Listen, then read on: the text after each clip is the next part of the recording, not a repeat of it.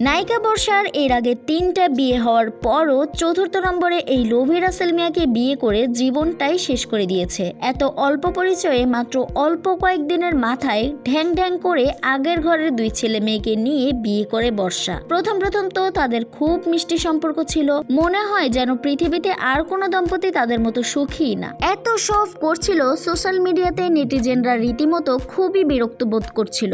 বিভিন্ন সোশ্যাল মিডিয়াতে যেমন টিকটক, ফেসবুক, ইনস্টাগ্রাম, ইউটিউব, যেখানে যাই শুধু এদের ভিডিও চোখে পড়তো।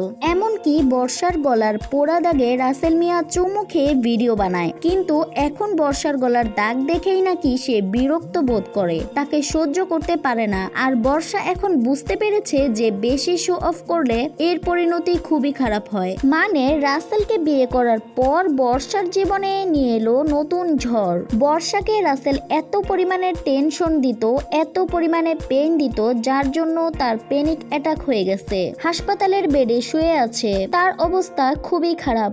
আপনারা সবাই তার জন্য দোয়া করবেন, তিনি যেন সব কষ্ট পেরিয়ে সুস্থ হয়ে যায়।